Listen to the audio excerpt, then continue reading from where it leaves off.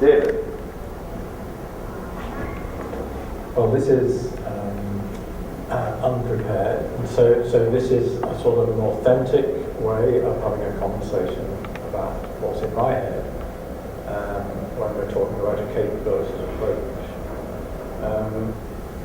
I think for me, the attraction of the capabilities approach is because ultimately it's to do with becoming human. It's about human freedoms. And so I think Amartya Sen, when writing about poverty all those years ago, he would say that poverty is not a problem because of lack of money. It's not the metric that's important here. Poverty is important. It needs to be eradicated because it prevents people from becoming fully human. It denies you access to maybe fresh water or education or whatever. So it's a denial of your capability as a human being. And I think that's a very interesting notion. It's had huge impact, of course, in the field of welfare economics and so on and so forth. But for me, it's not difficult to see how that applies to education. And of course, it has been applied to education by many different people in many different sectors. As far as I'm aware, this project is the first attempt to apply a capabilities approach to thinking about a subject discipline and its contribution to education. And I guess that's rather exciting, and there's a lot of work we have to do to bring that to fruition. But the capabilities approach, I guess, focuses on these what Sen called functionings. This ability of human beings to function in different ways. And the question for us, I suppose, is in what way does a geography education contribute to that notion, ultimately, of human agency?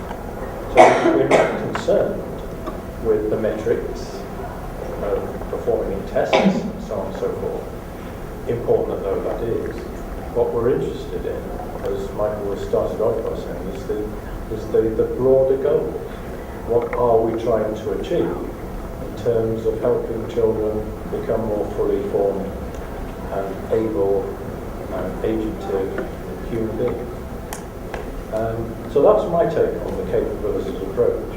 And I'm very keen to place a distance between that approach and an approach to education which is based upon competence.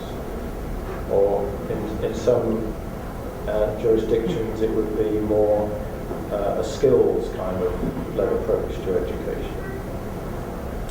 And the way I illustrate that distinction is by going back to Sen again.